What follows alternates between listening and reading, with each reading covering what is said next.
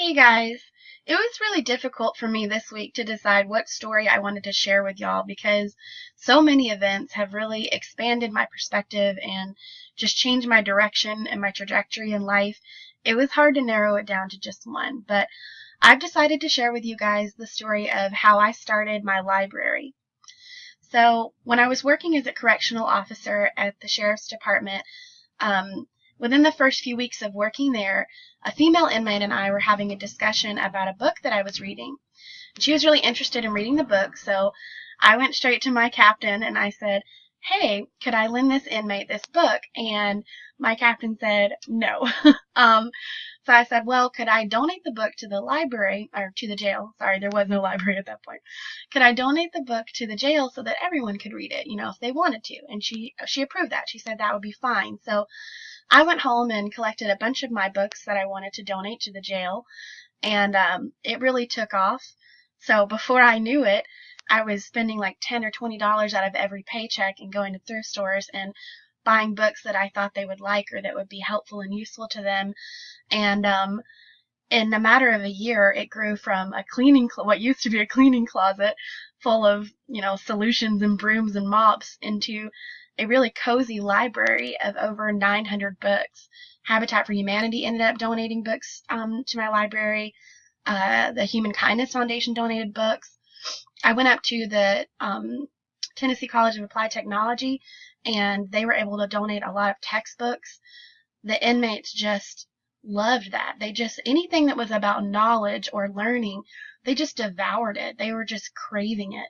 And that was great to see because when you're in a dark spot like that and your life is stuck and it's stagnant, to be able to see people wanting to learn or reading things that made them, inspired them to go on and get their GED or to think about what they wanted to do when they did get out of jail, all of that was just so meaningful to me. It was meaningful to them, and it was really meaningful to me. My time at the sheriff's department really reinforced to me that I wanted to go back to school and get my degree in social work. The people that I worked with and the stories that I heard and the resilience that I saw, I knew that that was what I wanted to do with my life. So my leaving that job was extremely difficult for me. It just wrenched my heart. And in my last weeks, inmates came to me and told me that they appreciated me, that I had always been safe to talk to and respectful and concerned with their welfare and their well-being. And that meant a lot to me. In the last few weeks that I worked there, a lot of inmates made me cards or artwork. We had a lot of artists in there. We had a lot of writers in there. So I actually have a drawing that an inmate made for me. It's beautiful. It's an original piece of artwork, and it's a picture depicting me with the book cart, and it says Book Angel at the top of it. He had actually told me that I was like an angel that brought joy and knowledge.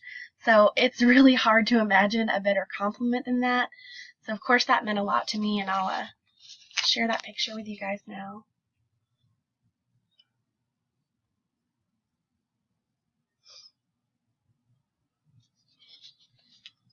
Being there at the sheriff's department just reminded me that every action that you can inspire in someone else really does have a rippling effect, and you never know where that's going to go. So just remember that and do all the good you can.